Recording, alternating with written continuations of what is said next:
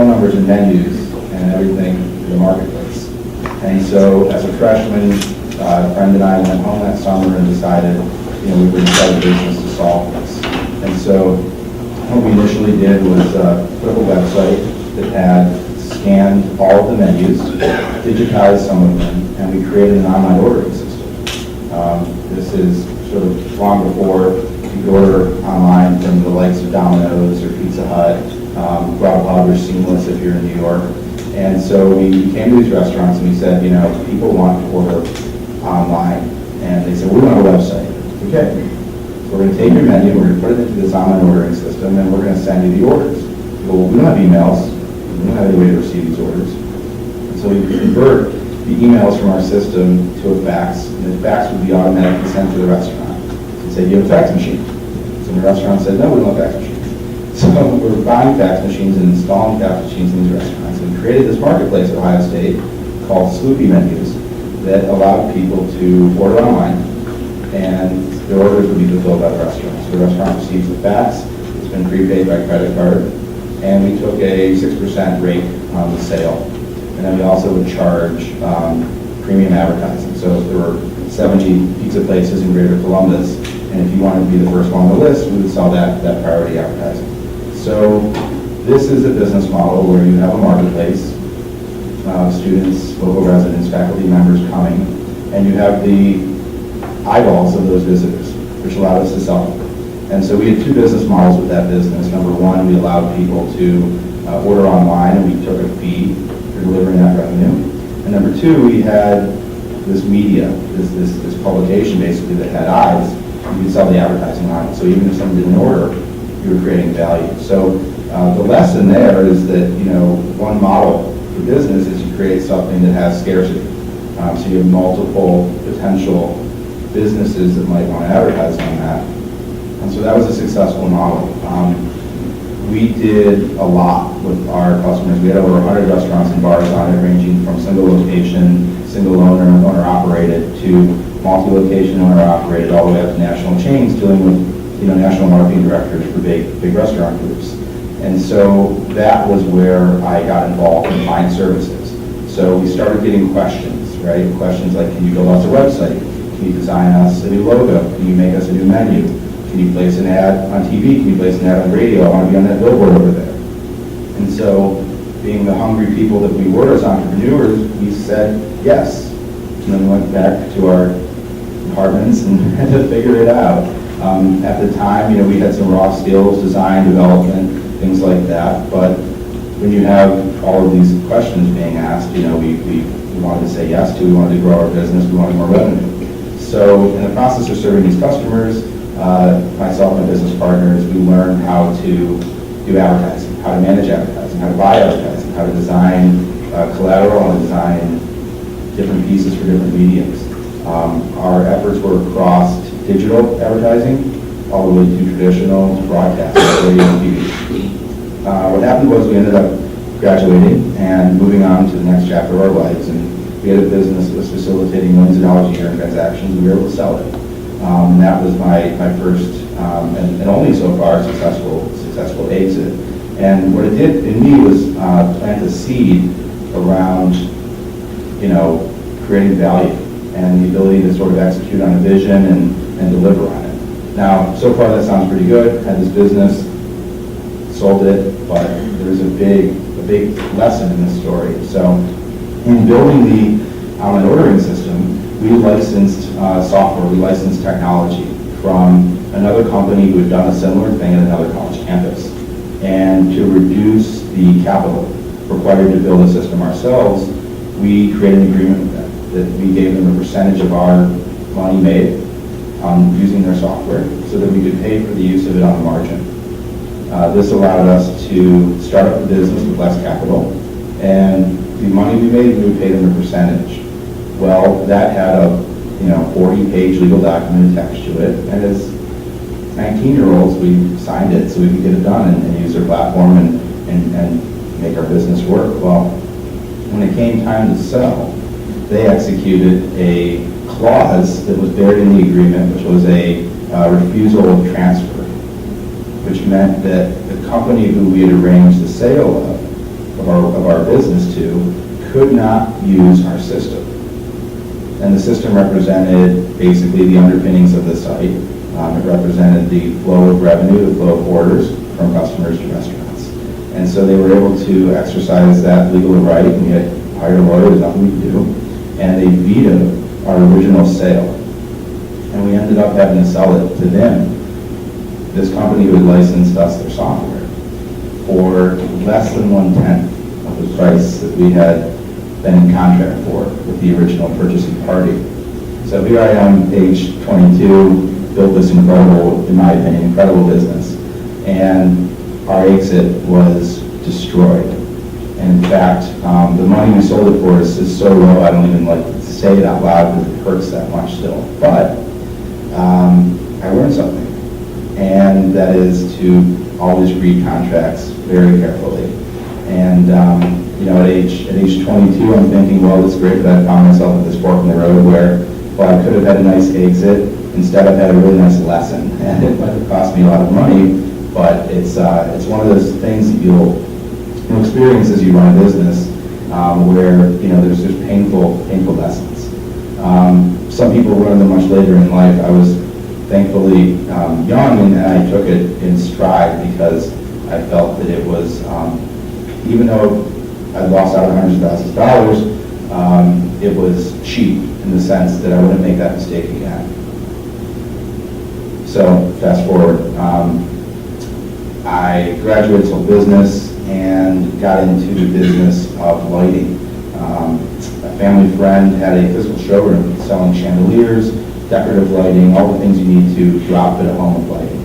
And he wanted to move the business online to have less inventory so that orders could be drop shipped. Drop shipped means that a customer orders from a website and you have a wholesale or a distributor or manufacturer facilitate the order, fulfill the order direct to the customer. One of the most important things in business is cash flow.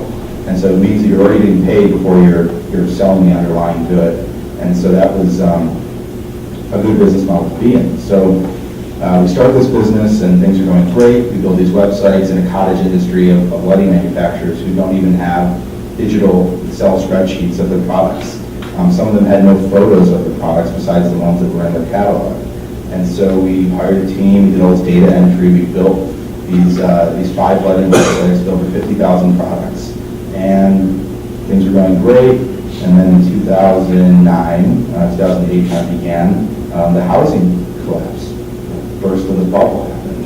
And all of a sudden, we had sales that were going like this and growing, and they went to zero one day. And they didn't move from zero for weeks. What ended up being weeks turned into months. People were upside down on their mortgages. People had home equity lines of credit that were being shut down. There were just all these banks calling in notes as things started to collapse. And it did a lot of damage to the lighting industry because the lighting industry has only 2 customers. People remodeling, people building. And neither of those things were happening for about a year or two. So all of a sudden I found myself the 49% owner of a company with 0 revenue and an indeterminate future. So that was a huge failure. We laid off 30 people in 3 weeks. It was, as a 23-year-old, a very, very hard experience to go through. And again, learned lessons that sometimes things can happen in an industry and it's outside of your control. And so I gave my ownership back to my partner and said, I'm gonna call all my other clients from Sloopy menus and see if anybody needs a website or a marketing campaign or anything like that. And so that was the birth of VividFront. I started having no income.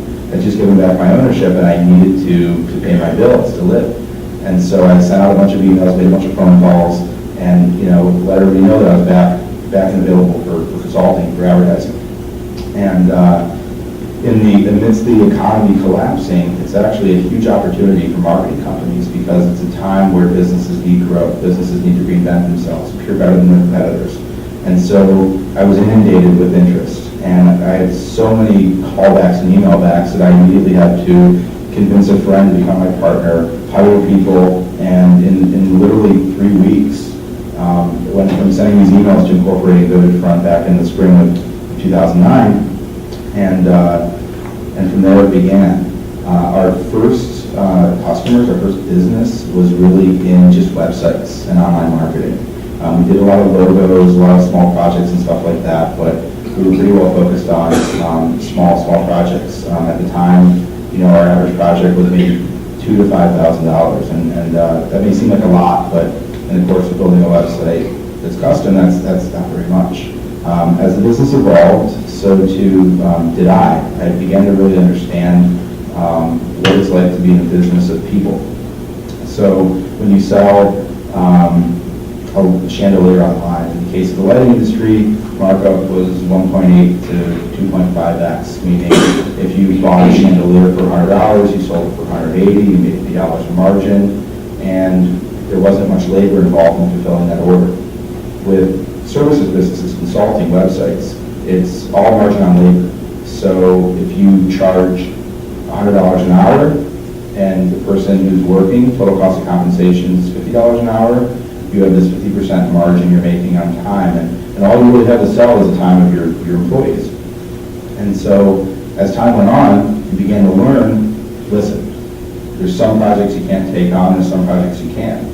There were projects where we lost money, projects where we made money, and it took us years to figure out what kind of project would end up making money and what were the common denominators between the ones that did and the ones that didn't. Over time, it's been 6 years, we figured it out. We figured out what makes money and how we make money. We figured out who our customers can be and who our customers cannot be. And so for us, we have made far more mistakes in these 6 years than we've gotten things right. But the important thing has been we've figured out what not to do. And there's no amount of money I would ever say you should spend on trying to hack the process. I would never say go get a consultant or go hire someone to figure out if you should do this or not. The best thing you can do is try and expect to fail. You'll probably fail more than you'll succeed, but you'll learn more in the failure than you will in the success. What does success look like for us today? Well, today we're happy to be a growing and profitable company. We just tripled our office space in February, and we're hiring like mad, more positions open than we can find people that fit. And we work with 3 types of companies. Today, I would say really 3 types of clients. Number one, we work with really large brands like Burton Snowboards and Budweiser and Dish Network and Wusthof Knives, and they hire us to do high-profile projects that they want to outsource. Design, development, coming up with logos, launching new business units. And with these types of companies, they're hiring us because they may have internal resources, but they want to hire experts. And one of the reasons why big companies want to hire the most qualified external provider is because someone's job is to get that done. And so they want to make sure that they choose the best company to do that. And so we've become good at selling into those environments and what we call national brands. The second type of customer we work with is a medium-sized and growing brand. And what we do is we partner with them. We partner with them to grow their business from the standpoint of a direct-to-consumer. These partnerships allow us to enter into 3 to 5 year deals. These deals have strong recurring revenue, which means that they're paying us money every month to run their website, to run their marketing campaigns, to grow their business. And we do this in an atypical way because we're doing performance-based agreements, which means that we get paid based on how much we grow their businesses. There's not many people in my industry who do this, and so that allows us to have a competitive advantage. So, does anybody here know what a competitive advantage is? You should raise your hands. Okay, so for those who don't, a competitive advantage is when you have some sort of unique aspect of your business that competitors don't have. So, what's that mean? Well, most agencies will only want to work with a client who can afford their fees and allow them to ensure they're going to make a profit on a project, or they think they're going to make a profit on the project. And so they want a sure thing. I want a sure thing too, but I also like to bet on myself. And the reason we do these performance-based deals is because if we double a company's business, the money we'll make based on our commission ensures that we're going to make far more than we would have made if we just charged them for that work at retail price. So we get to benefit from our hard work.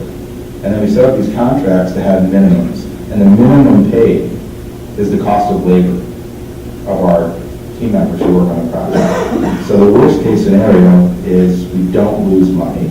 And the best case scenario is we make more money than we would have in a normal contract. So that's an example of meeting the customer in a place where they need to be met to make a safe decision. Because ultimately the people who make these decisions, whether they own the company, they're a senior official of the company, or they're some low-level employee of a large organization, they're making a decision to choose a service provider out of two things. Number one, self-preservation. Almost everybody in a decision-making role in any business is going to look out for themselves first. And so understanding that about people is an important aspect of sales, because people want to protect their own job first. So they don't choose a vendor who is, I guess you would say, safe. So you have to make someone feel safe. And so number two, people are going to choose something that will make them look like a hero, because people want to make more. Everybody wants to make more money. And typically most people are not happy with where they're at. And that's part of the consumerist psychology of America. And so you have this thirst for growth, and that allows us to do this. So what's our competitive advantage? That is that we will allow people to make a decision where we can do more and offer more, and all they're contractually obligated to pay is this cost of labor, which is a price far lower than our competitors charge for the same service. And the third type of company we work with, or client we work with, is local to us, and we operate in Columbus, Cleveland, and New York City. And so these clients are looking for a website, looking for a marketing campaign. One of the reasons I'm sitting here today is because one of our clients is Hudson Library and Historical Society, who came to us, and we were one of many agencies in town that they looked at. And we work with local companies because while the budgets aren't as large as some of our other clients, we love doing business locally, because for me, I'm a people person, so I like working face to face, and we like the business of doing more passion projects. So the staff here at the library is extremely passionate about what they do, and they want to have the best services, the best website, the best library in the country. That's their goal. And so we love working with people who care, and people who are passionate, and so that's why we work with a lot of local companies. How many on time?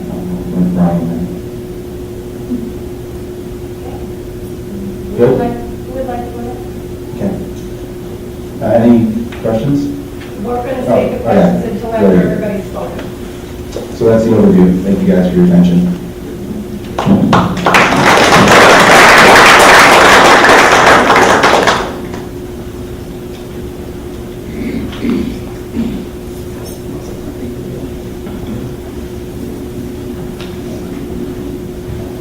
How's everybody doing tonight?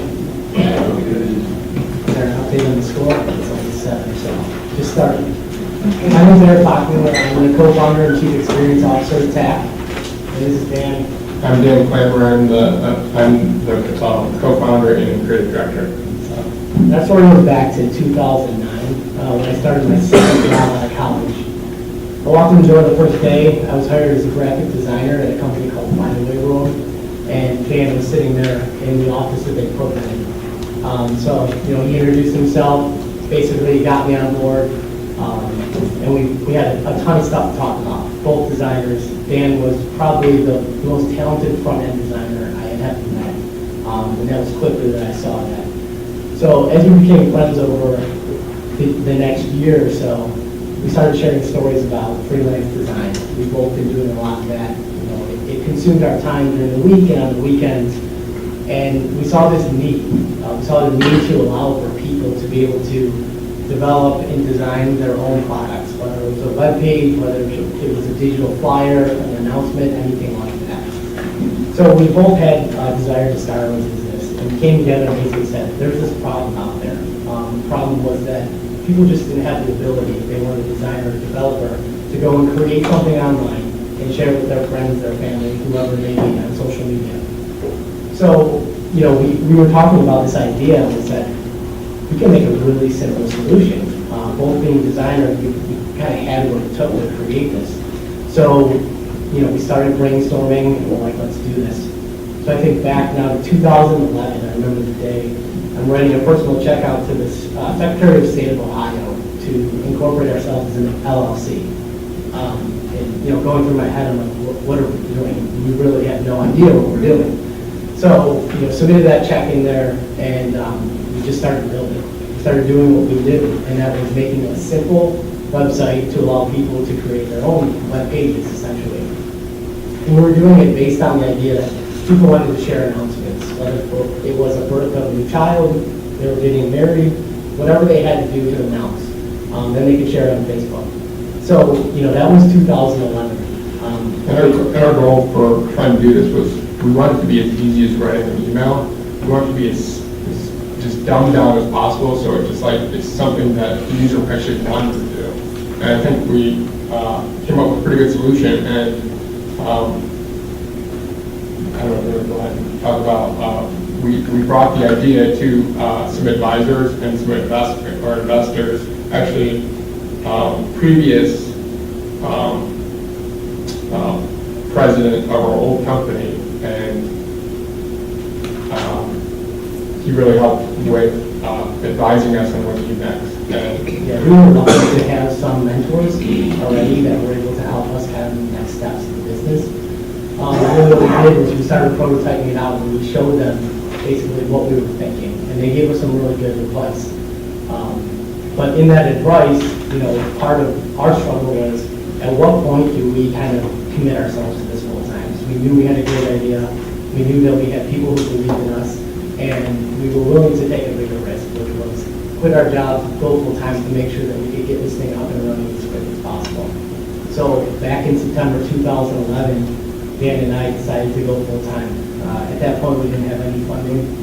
We really didn't have anything but the idea and the early mocks that we had been working on. So, you know, we made a very big commitment without any investment. And, you know, we look back, we're like, you know, was it just a risky thing to do, or was it the right thing to do? And in our head, it was the right thing to do. So, as Dan said, our mentors really advised us, and they said, you guys should apply to an accelerator program. I'm sure you guys have heard of, you know, Y Combinator, those types of programs. So we applied to one down in Columbus through the state, and it's called the 10 Accelerator Program. We got accepted into that program in early 2012. So we basically packed up our lives, moved down there. We had an apartment, basically no furniture. Empty apartment. never there though, because we were always working. But Yeah, it was basically bare bones. So we, you know, picked up everything and went down there. And this was our commitment to making this happen. So down in Columbus, you know, we had some great mentorship. We met other entrepreneurs who were able to advise us on their struggles and what they were doing. And really what it gave us the opportunity to do was work 24/7, you know, get our idea off the ground, build with some of these mentors in place that could really help us along the way. So upon demo day there, which was 3 months later, we had a working prototype of the product, and we pitched our idea.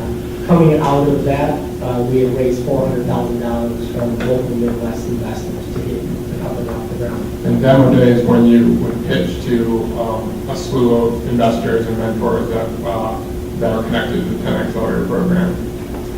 So after that, we came back up to Cleveland. You know, wasn't sure what was next. We actually were working out of the warehouse of one of our investors right here in Brecksville. So we hired our first employee out of that. We were literally working in a warehouse with flies. There was no air conditioning, really no heat. But then in September 2013, we had launched our beta version of the site. And we were lucky enough to have a TechCrunch article on that launch. So we had some significant traffic. But I'll never forget the day we were sitting in the office, and it was the day after we saw 30 to 40 Coco the Gorilla attacks, and we were just kind of looking at each other, what's going on here? And we realized that it was a classroom creating attacks. So a teacher had come across the TechCrunch article and basically said to her students, create your assignment on TAC, using TAC. And remember, when we first launched this product, there was no barrier of entry. You could go to TAC, you could start creating, you didn't have to log in, you didn't have to have an account, and you could basically generate this URL and share it anywhere on the web. So one nice thing about teachers with technology is that when they find something, they don't keep it for themselves, they share it. So quickly after that, we started seeing, all these articles about attack in the classroom, teachers spreading the word. And today, it's one of our favorite use cases. So we have a lot of students using attack from kindergarten. We also have people selling homes, selling boats, everything on attack. So we found this need for people to create these simple web pages. So then on to 2013, we started building our, what we call Burton 2.0, which was us coming out data. And while we were building that, we were also raising more money. So today, our business right now, we don't monetize, we're raising capital, because our strategy is to grow as fast as possible. In the Midwest, you don't find a lot of that mentality. It's mostly on the West Coast. And that's part of the reason why we have offices now in California, and I'll get to that point. But we had been looking for more capital, and we found a partner out of New York called FF Venture Capital, and we raised $1.2 million now. They left that around. So with that money, we were able to scale our team. We were able to start building new features. We started building a comment engine. We started building an RSVP widget. And then we started talking about a mobile solution. So then after that, that really allowed us to focus on mobile, because TAP was launched as a desktop solution. So as technology, is growing faster today than ever, we found ourselves a little bit behind the times, especially given our demographic, always on their mobile phone. So, coming out of that, we were able to hire a mobile developer, and we started basically cranking away on the mobile app. We have now today both iOS and Android, so you can find that in the App Store, which is @TACKK. And that really brings us to present day. I mentioned before that we had offices in California. Right now, our headquarters is in Tremont, which is, in Cleveland, and then we have an office in San Mateo. And the purpose of that really is fundraising and also partnerships. So our CEO, Kyle, who we had met at Find a Way World as well, is out there today fundraising for a Series A. So still raising that venture capital money. Again, looking back at when we started, really, Dan and I didn't understand what we were getting ourselves into. There's been a lot of challenges along the way. We always relate to a roller coaster. In a startup, your high highs are high, your low lows are very, very low.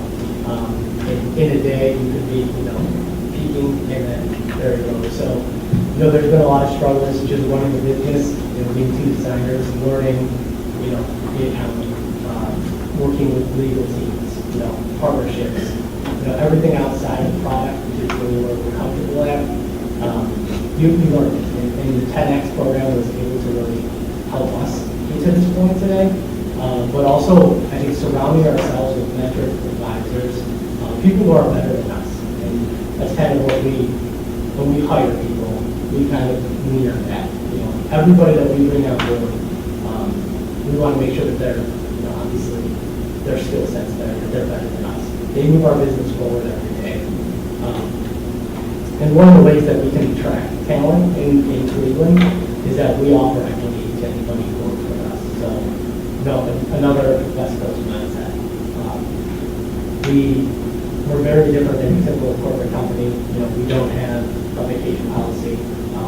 We actually, a lot of our employees work from home a couple days a week. So everything is done, obviously, on different programs with computer, but we just kind of have that West Coast mentality, growing a startup here in Cleveland.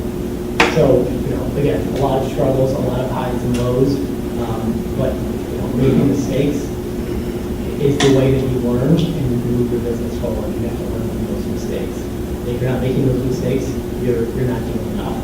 So that really brings us to today and where we're at. Hopefully here in the next couple of months we'll have some more news.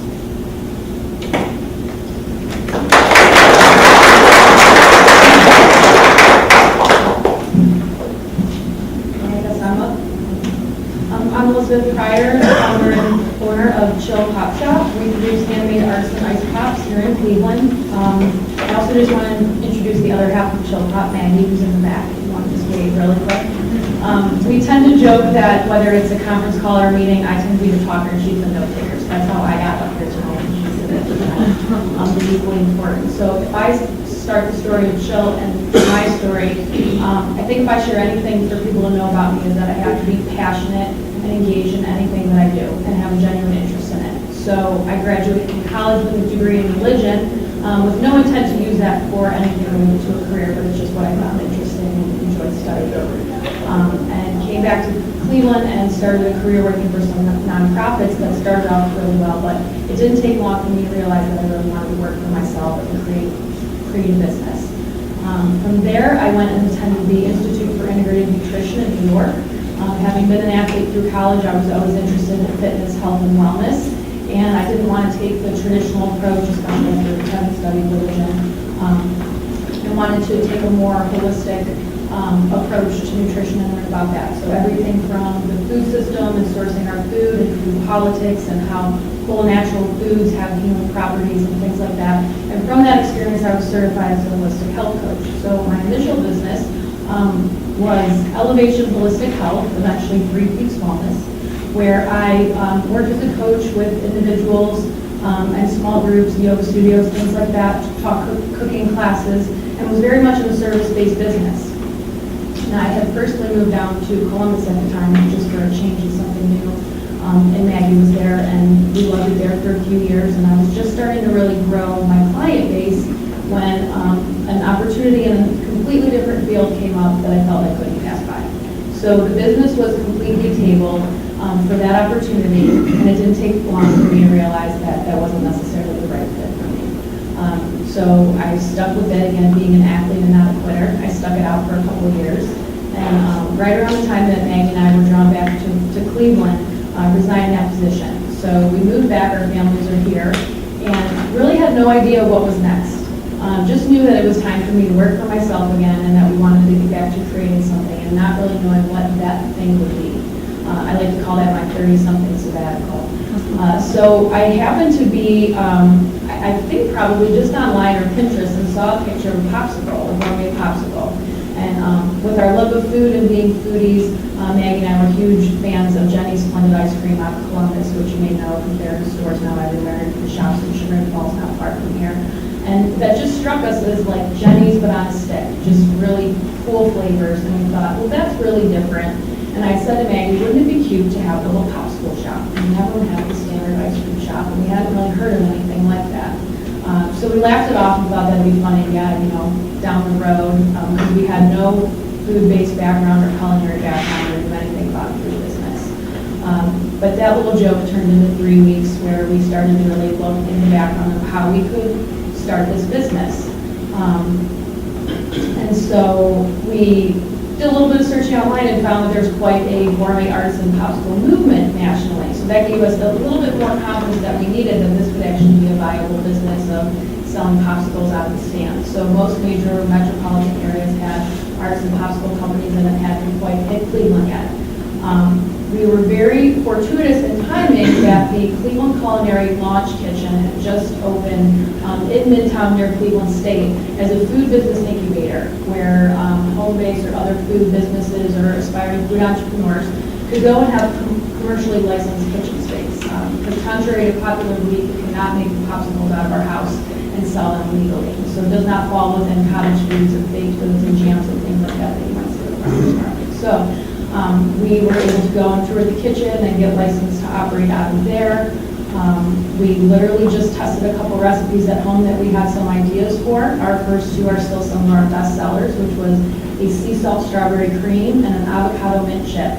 And we tried them and they were great, and without tweaking, we knew that those were some of the flavors that we would sell. So all of this happened in probably 4 to 6 weeks from figuring out what licensure we needed, getting up and running in the kitchen, finding out where to get the molds for the popsicles. So I think one piece of advice that I think has really hit home to us, or we hear a lot or read a lot about business, is not letting perfection get in the way of getting out there and trying. And Maggie and I are probably described as type A perfectionists, but we knew very much moving back in the spring that we didn't want to miss out on the summer selling season and that we had a very short window to get to market. So we just went for it. And we have learned as we've gone, and we continue to learn every day. I think the other thing that you hear a lot in business is entrepreneurship and other startups is the idea of at some point having a pivot. You know, the market changes, your customers change, and you have to make that pivot. And what we've found is that you have to pivot every single day. You're constantly pivoting. There's always something that you didn't expect or curveball along the way, and you have to really adapt. So we created our product, we were licensed, we bought a small push cart, and we started hitting farmers markets and festivals and the Cleveland Flea. And so we had our mobile season, and we were selling out constantly. We could not keep up with the demand, and we were just working as hard as we possibly could. And as I stated, we had the idea of a popsicle shop being cute, but once we started, we knew that we wanted to have a mixed model and different revenue streams, and that getting into market more quickly, the mobile was the way to go, and having mobile sales and a mobile business versus having a physical location and all the costs and expenses and overhead involved with that. So we also like to joke that while the summer is very busy, we tend to work a lot harder in our off season than during the summer season, because we got to market so quickly, we didn't have business cards and a website. So as soon as things slowed down and the weather cooled off, we were working furiously to do all the other things to really get the business foundation in place and be able to better market ourselves. So we do catering and weddings and birthday parties, and our winters we've also spent trying to get a shop up and running. And the focus of this winter for us was how we were going to get into grocery and retail distribution. So we were working on our packaging and barcodes and nutritional analysis, and getting prepared to go meet with grocery buyers. But an opportunity came sooner than we thought, and that was with Whole Foods Market, where our intention would have been to start a little bit smaller and independent and work up to Whole Foods being the large national natural grocer. And we went and we prepared diligently for the pitch, which only gave us about 10 days of meeting with the company, getting a mock-up of the packaging done, getting our sell sheet together. And so we met with the buyers with the hope that perhaps we'd get picked up for the Cleveland store, which is the third one opening up on the west side. And they picked us up on the spot. We loved the product, and we're also cleared for regional distribution through the Mid-Atlantic region. So that has sort of been a whirlwind for us that we didn't expect. And so again, all of our plans shift where now we're majorly scaling up. And I think another thing is, I don't think you've ever really succeeded or arrived. It's constantly going to the next step and the next challenge. And I think as entrepreneurs, you never can just rest and sit back and think that it's done. And it certainly takes money to make some money. So to scale up, we're doing everything from acquiring more equipment, growing our staff, finding more location space and things like that, all the while our summer season just started this past weekend. So it's been busy, but it's wonderful, and it's a lot of fun, and I look forward to whatever questions I have. Sure.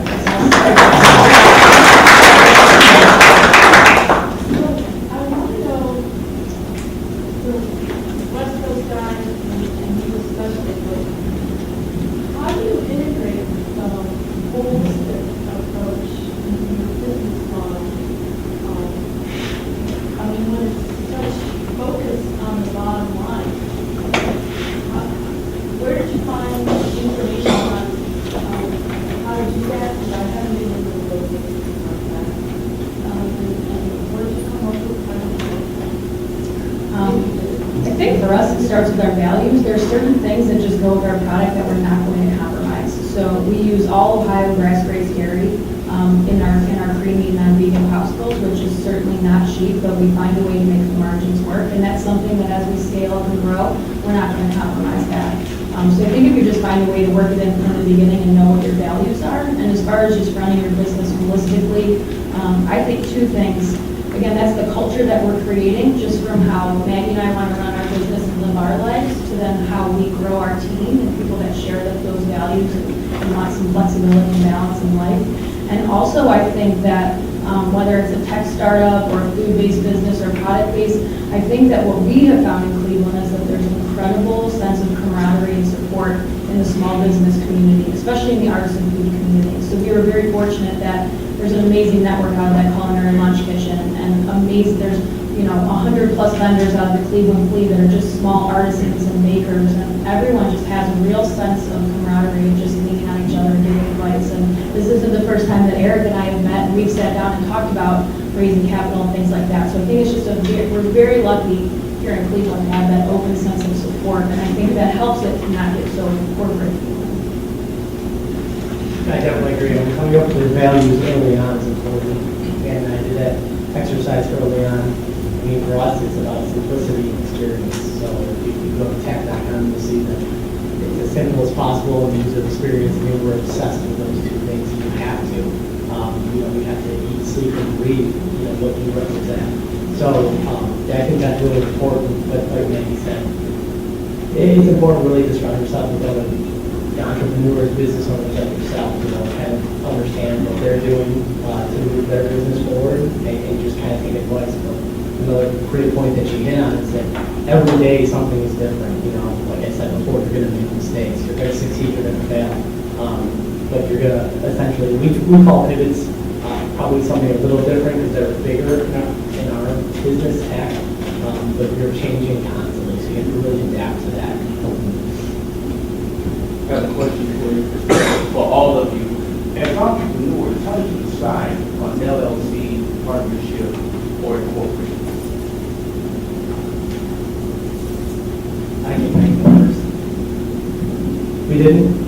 We just wrote the check. I went on the website, wrote the check, but that kind of backfired on us a little bit because when we raised the $1.2 million round, we had to convert to a C corp, and it was much more expensive at that point in time than if we had just been a C corp to start. So it was tens of thousands of dollars to go through all the legal documentation, the paperwork, as if we were just starting there. But again, like I said earlier, we didn't know. We didn't know what we were getting ourselves into. But sometimes you just have to take that leap and surround yourself with people. So, my advice to you would be find, legal advice that can give you the advice that you need, because that's what we did.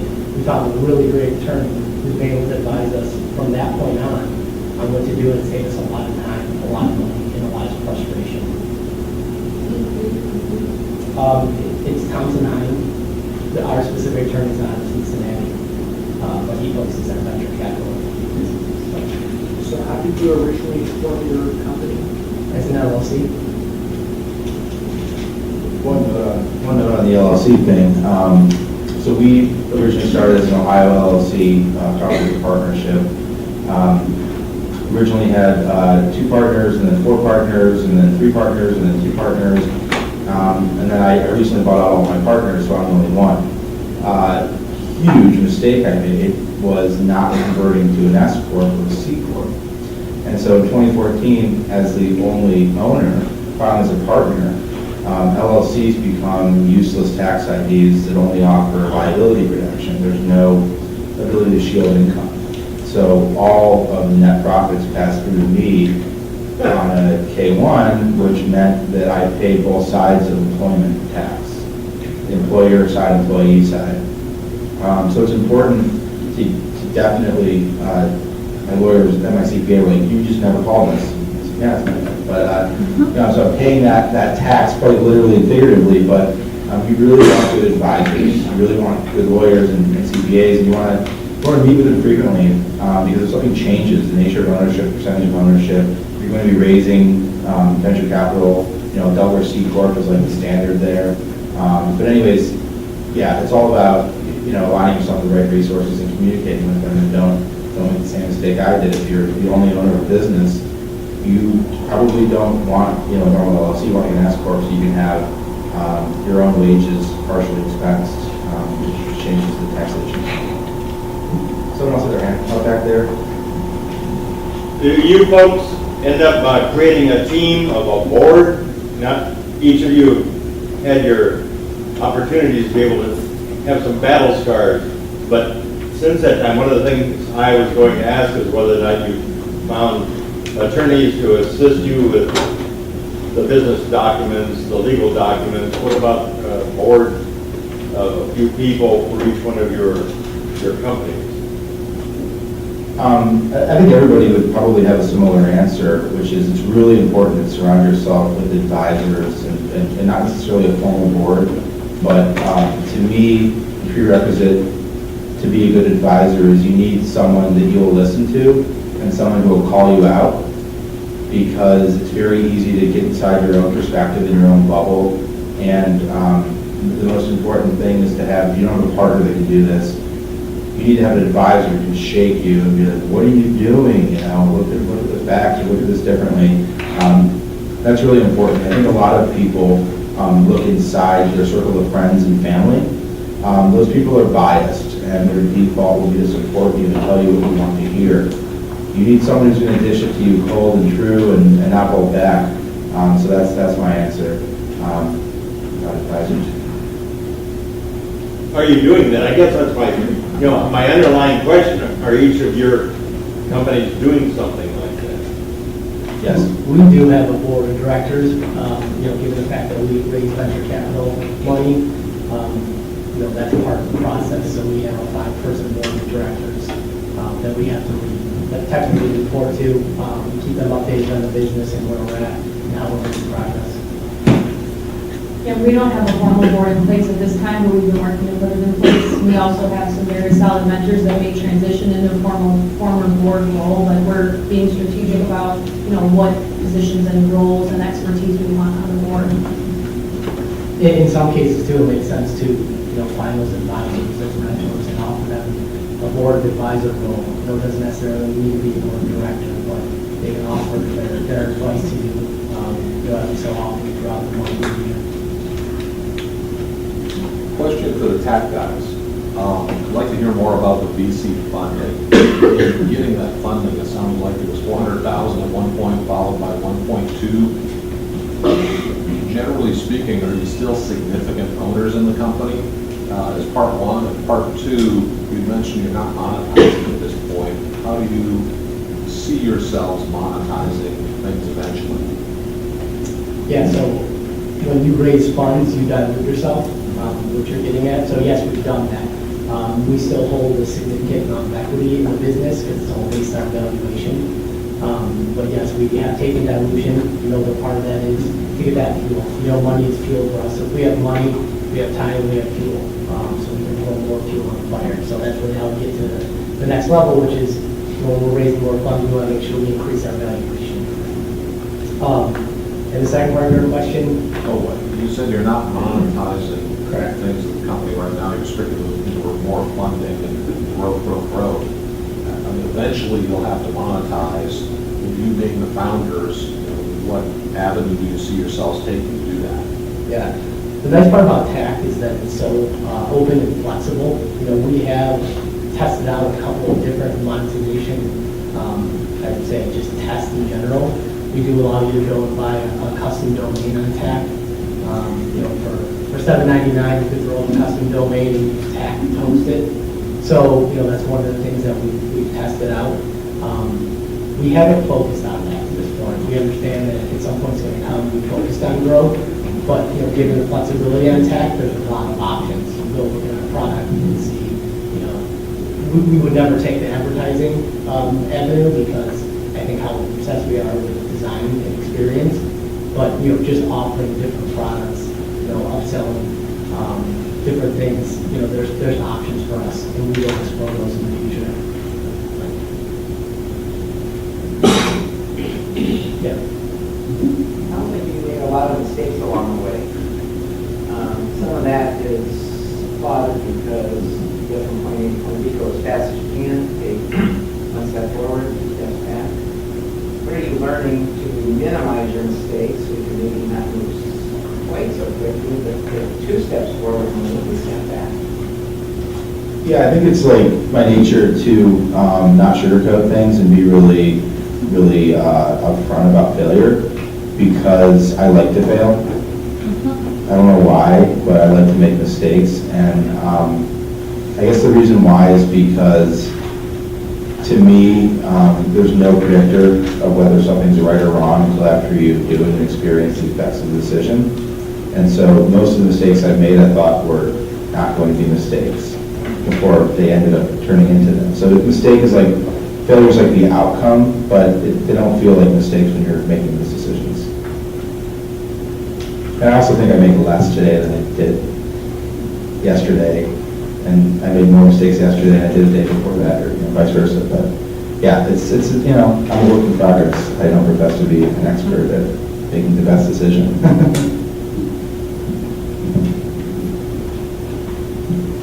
I'm Drew Fitch with the entrepreneurship class with Western High School, and we're going into a Shark Tank competition.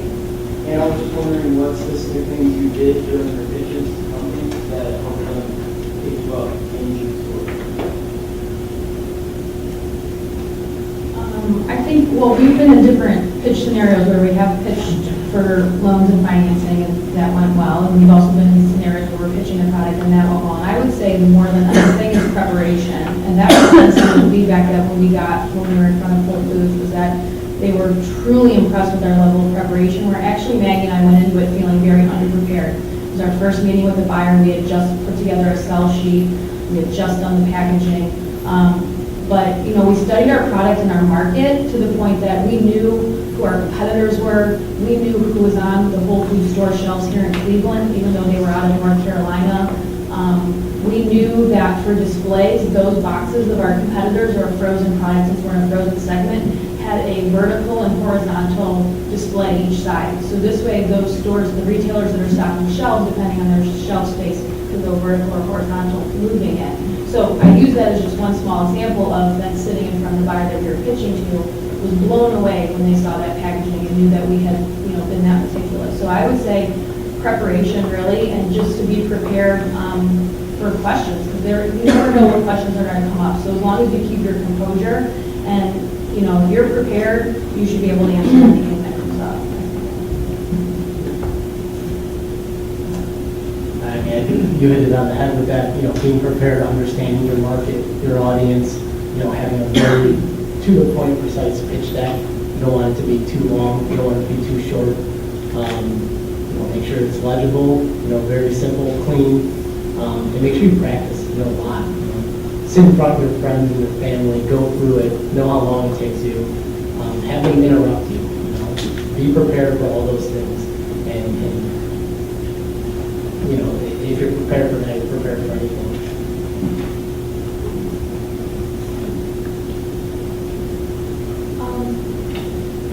I want to know, my company's going to be large like this, and I'm working, I want to know more about architecture and where to find an architect for that.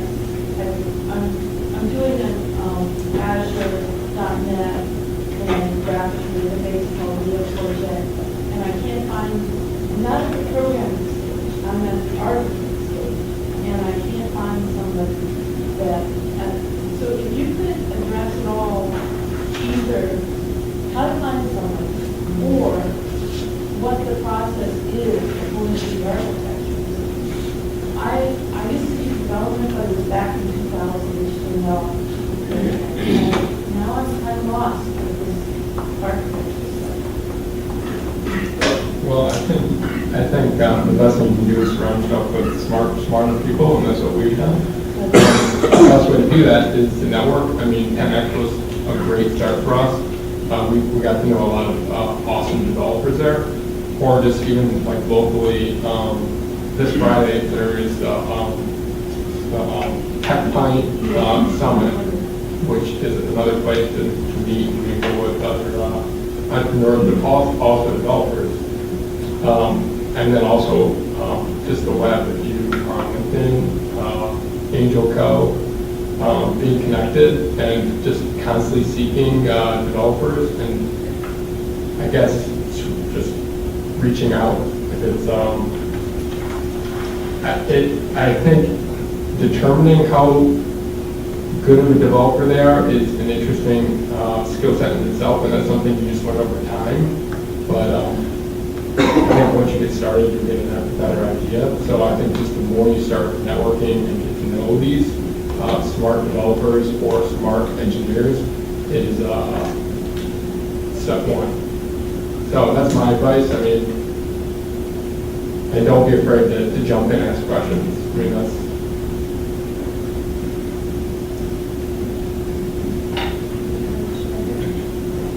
I worked for a large company for many years, but now I'm working with a group of women to run our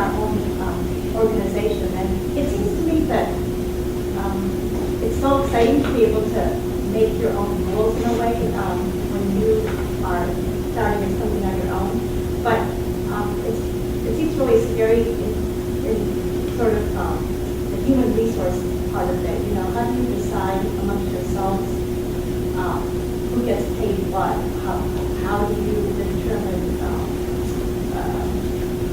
benefits and time off and things like that? You know, when you work for a large company, it's sort of, you know, you go in and they say, okay, here's your human resource package and here's our grade scale and things like that. So you talked about that a little bit, but I'd be really curious how you hammered all that out. It seems to be pretty complicated.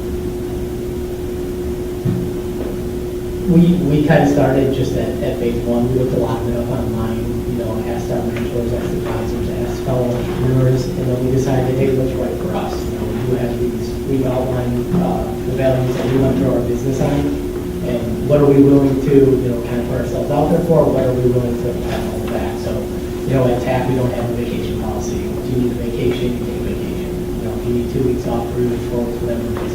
But, you know, part of being, you know, employed by a startup is that you're producing work all the time. If you're not producing that, then, you know, you're not going to get that. As far as benefits go, we contacted, you know, local providers, and we said, hey, for recruitment purposes, and because what we believe in, we want to cover benefits wholly for our employees. So, you know, we decided to pay 100% of their benefits packages. And that was a decision that we made. You know, we feel like that's a way that we can recruit some of these great developers and great talent, is that we offer them things that maybe they can't get in some of these other companies. But really, it's your decision, the values that you're building your business around. As long as it's not breaking any laws, you know, that's up to you, right? And what you want your company to be known for. We also take the same approach.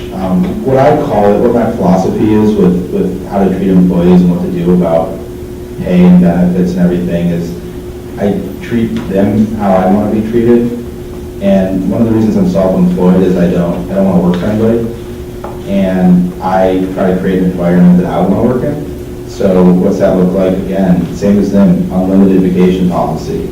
You do your job, you keep your job done in a year, you want to take 6 months off in that year somehow, or whatever. You find a way, that sounds great to me.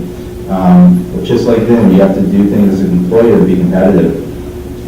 We pay unemployment benefits, we pay parking, we do all these different things to try and lessen the burden on the employee.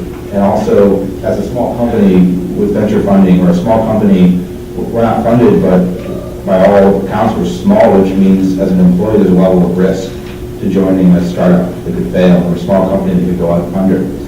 So you offset that with benefits. In terms of like your specific question, you know, how do you find guidance on employment contracts and all those different things? And you have to really understand, you know, at-will employment, differences between W-9 contractors, 1099, W-2. Again, it comes to lawyers, it comes to CPAs. We currently outsource our HR to a company called Sequent in Columbus, Sequent.biz, and they have a really interesting pricing model. They charge $1,000 a year per employee, and they are your HR department. They do onboarding, they do training, they do benefits and management, they do workers' comp management. They deal with contracts, they deal with anything you throw at them. So, you know, for us, you know, we don't have 50 employees yet, so what would that mean? Well, when we have 50 employees, we might hire an HR person for $50,000 a year, but until then, you put the cost on the margin with an employee. And just so you understand, like a direct deposit service, like from ADP, for example, they charge pretty much the same amount per year, but they don't do any of the HR stuff. However, in today's economy, there's been some new stuff, Zenefits and Zen Payroll, which allow you to, you know, offer these types of onboarding systems and electronic HR services without the consulting, advisement, and contracts and things like that, but the platform to run your own payroll, to run your own benefit systems, and it's super cheap. Zenefits is free because they make a commission on the insurance, and Zen Payroll is like $24 a month or something, plus $4 an employee per month, so it's really cheap. Anyways. For clarification on that, when you pay $1,000 per employee per year, what all does that cover? Does it just cover them doing the paperwork, or does that cover them finding new employees and doing the background checks on them if you want that to be done? Yeah, they do background checks, they don't do any sort of recruitment, and that's probably, if you're involved in a people business, that's gonna be one of the hardest parts, the most important parts of your business is recruitment. And that's something that you have to make a decision, do you run it in-house, or do you pay recruiters? And that's a tough thing. Recruiters, by the way, just a warning to everybody, be really careful. Either go all the way in with recruiters or go all the way out, because if you have a job posting and you sign a recruitment contract, you could receive a resume from someone that submitted a job on your website, on Indeed, on Craigslist, and if that same person comes through the channel of your recruiter, you might owe them their commission. So just be really careful with that. Not that I advise against it, just go in or go out, but don't babysit it. Real quick, how do you spell the name of that company out of Columbus? Wow, they should pay me for this advertisement. Sequent is SEQUENT.biz. And can you tell me real quick, when you guys started your businesses, if each of you could just tell me quickly, how did you do your accounting? Did you use certain software? Did you rely on a third party? We utilize QuickBooks, and so until we grow to the point that we need more support, we will. Same here. I recommend the online version now. It's automatic tax and stuff.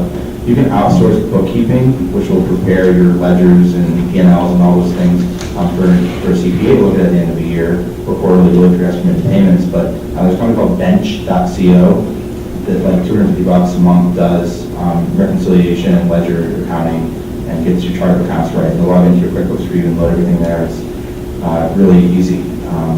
We're transitioning over to it. Right now, we just have a part-time bookkeeper who we pay as a contractor. Same with QuickBooks for us, and we had a part-time bookkeeper working on doing it full-time.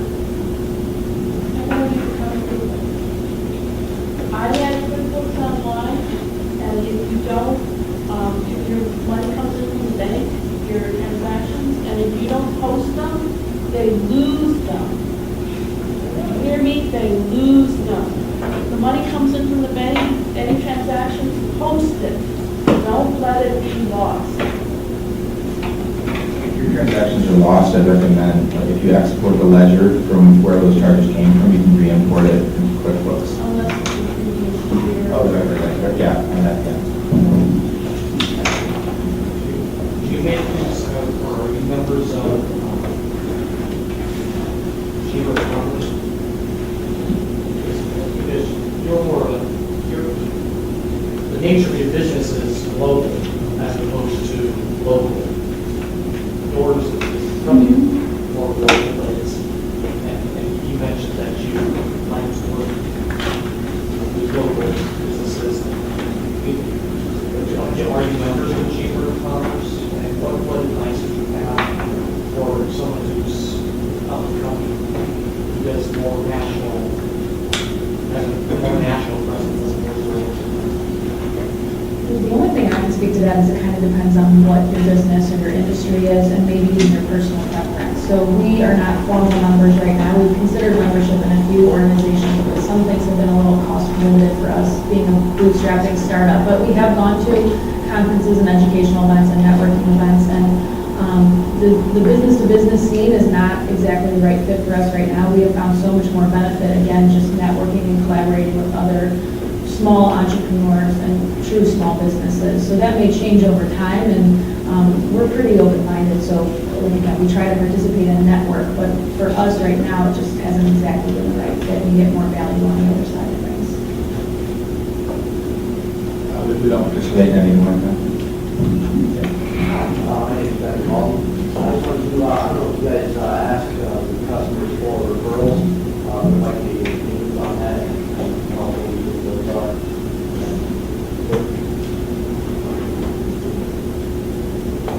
I guess I'll answer first. So referrals are basically the lifeblood of our business. We treat every customer interaction, every client we have, like it could be our last. So we pour everything into service and quality of product. We don't do really any cold sales. Our website might look pretty good to you, but we haven't touched it in 3 years. I can hardly keep up with the growth of our business just because of referrals.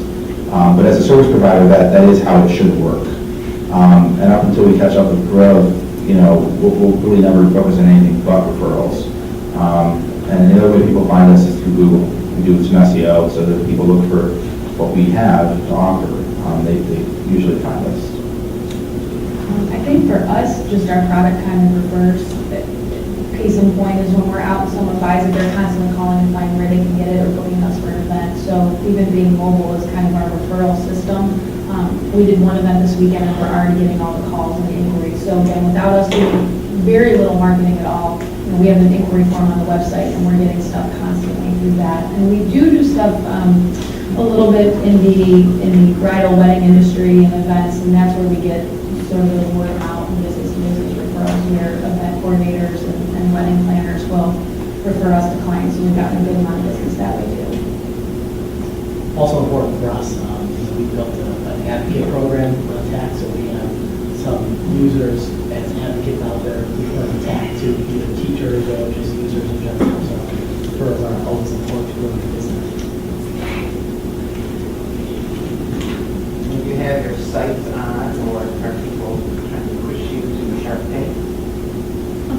It's very natural if you have a startup and you go get what you guys are, and we say, what about Shark Tank? Maggie's smiling at me because we're hearing it every other day. And I actually said to my mom on the phone today, if one more person tells us we should do Shark Tank, I don't even know what we're going to do. But yeah, we're hearing that quite a lot. And I mean, we've done some smaller business pitch competitions, and I think that that's where we want to be right now.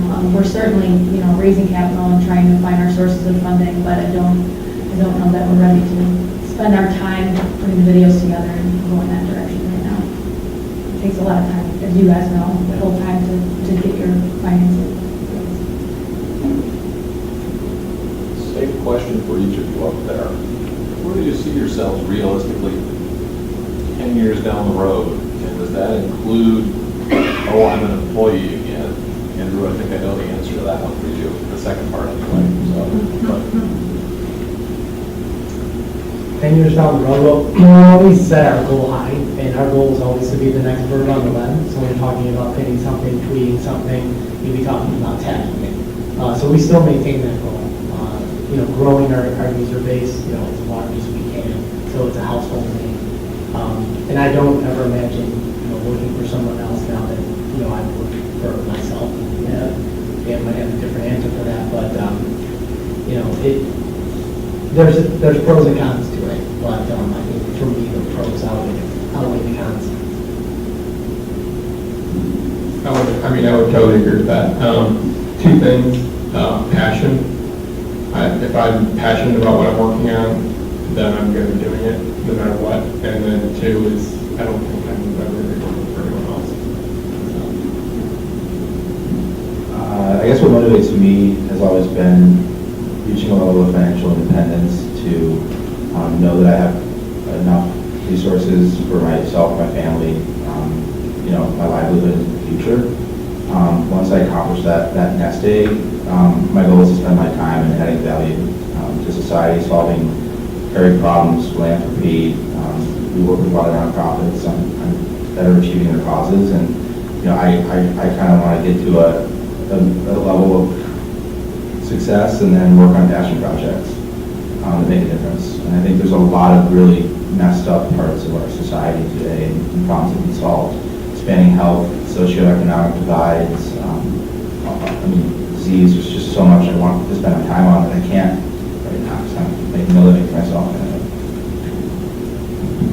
I think we're so focused on the next 10 days or 10 months to know 10 years, but I think that the difference between what Shell Prop is doing being product oriented and again, getting back to your question early on, not being so corporate, it's very different than the tech-based businesses of not knowing whether while we're raising capital, whether we would be in a position for an acquisition or an IPO or anything like that. So in 10 years, I could see us still having ownership of the business, and hopefully we've grown through national distribution. And right from the start, we've had a lot of different product developments in mind that we've just been too busy to get to. So I'd like to see some of that come to fruition. So again, hopefully we're a healthy company and drive the company many years.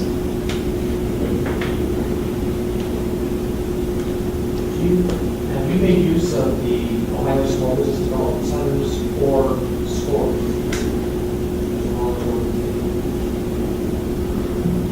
I haven't really recommended. They offer a business entity advising like workshop that you can help like decide if you want C or C Corp, just you know, an EIN, using the EIN. Yeah, I highly recommend them. I've done some like workshops for them at the Columbus one, and they're hugely valuable. Highly recommend them as a resource. We've inadvertently come in contact with both through our participation at Agro Ventures, the other business incubator. So SCORE resources were sent through, as well as the Business Development Center was set up at the Workplace Library, which is where our incubator is set up. And of course, you attended all of the business workshops that were offered here. That's a fun. I assume all of you attend all of those. So that's Well, I'm Tyler Shion, and this was just bought, but as a 16-year-old, you said you were already motivated to how to get one car parts in America. So how do you balance your experience and knowledge, or lack of knowledge, of the business world, and yet still live your Just a clarification, it wasn't really a company, it was just me sort of buying for one, selling for two. I've just always had this dumb confidence that I could just set out and do something, and if I screwed up or failed, like, okay, maybe it's not a good answer. But ultimately it came down to like collaring my risk. So long before Groupon existed, an early version of the model was a deal would only become available to you as a consumer if enough people went in on the deal. So it was like a group of you would buy and the coupon became real. So what I did is on these internet boards, I would pre-sale, for example, Japanese-made adjustable suspension components. And once I had received a deposit by PayPal from enough of the people who wanted to buy, they were commitments. In some cases, I would do pre-sales entirely. So people would pre-purchase with me, and once I had all the money to buy the parts, I would then order them. And so I would, make a posting, hi, I'm going to be getting, this part. It'll be received in 8 weeks. You'll need to pay up front. And if we get 20 people in, then the order will come through. And if not, I'll give you your money back. And because the parts were so scarce, people were willing to take the risk. They didn't know I was 16 in my parents' basement doing this. I wouldn't have lied if they asked me, but nobody ever asked. And then it just became, getting like a dock height place for the parts to be delivered, so you don't have to pay a residential delivery fee, and then break packing them and repackaging them and shipping them out, which is, any of you can do it. It's just putting stuff in boxes and labels on that stuff.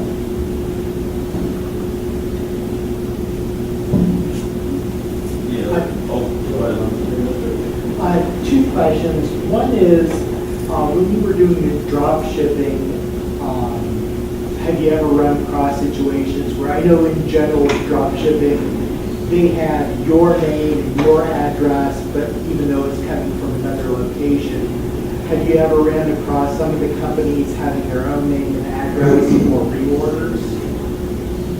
A lot of distributors will do that if they're not trustworthy. Specifically in the lighting industry, we're drop shipping from the manufacturer's warehouse. So if you're buying, a Murray Price wall sconce or chandelier, they have no interest in selling to end consumers, and they have distribution agreements that prohibit them from such activities. So, you have to either buy from a wholesaler or a retailer that's technically not a wholesaler, they're buying wholesale and selling to retail.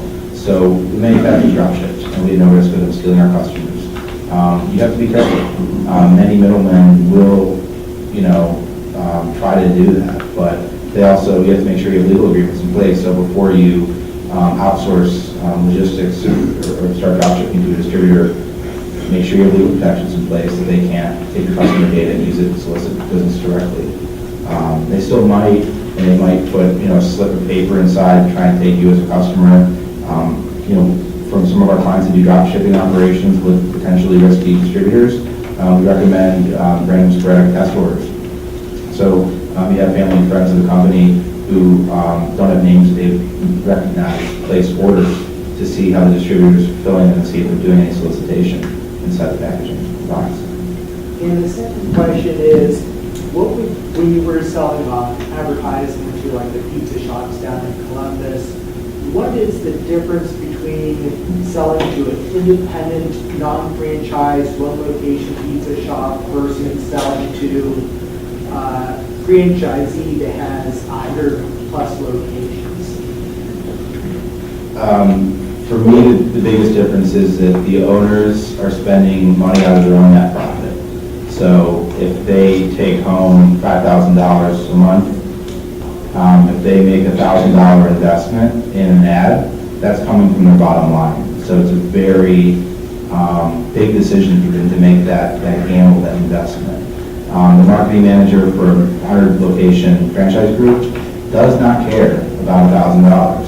All she cares about, or he cares about, is her job, and does she do good at it, and will she have it tomorrow after she makes this advertising decision. So the threshold of decision-making for an owner-operator is much harder to sell to, because their livelihood is on the line. Whereas someone in the decision-making role of a large corporation, they just don't care about that corporation's money. They care about their job and doing well with it, which is maybe I'm making a blanket statement, but I think it's usually true in the case of selling standards. Yeah, from a paid standpoint, in digital marketing, what channels do you guys find to have like the highest return on your investment, from whether it be like app downloads or leads or just awareness in general? For us, we found that Facebook works best. We can target it, so targeted, we so targeted on that. Given our demographic, it works really well for us when we spend money there. I think it's a tough question to answer with a direct answer. I think it varies by customer, by company, who their audiences are. We are very skeptical of all advertising mediums until they produce results. And one of the things that's just important is to never take an article or success story that worked for somebody else and assume it applies to you. We always, even though we do the same kind of stuff over and over and over for every different client, we dip our toe in lightly every single time for every single client, because it may not work again the same as it did. In the case of Facebook, today is working really well for us. A year and a half ago, many clients' campaigns were not profitable. A year and a half before that, they were profitable. And there's just fluctuations, and sometimes they're not even within your control. One of the dangers of digital marketing, advertising like Google AdWords, AdWords average cost per clicks has steadily increased since the platform launched. Why? It's a public company, so they want to increase their net profit per quarter by 5% to jack up everybody's cost per click by 5%. That's what a monopoly allows you to do.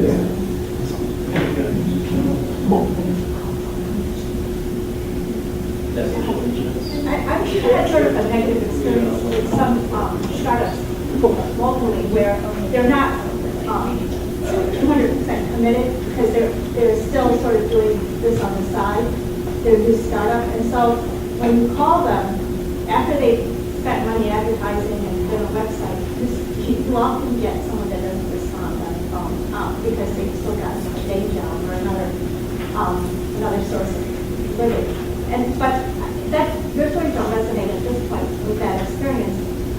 I just wondered what happens when you grow so fast that the phone is really constantly ringing, and there's maybe just 2 or 3 of you that really know how to answer those questions that people on the other side might be asking. How do you, who answers your phone, and how do you keep up with satisfying the responses?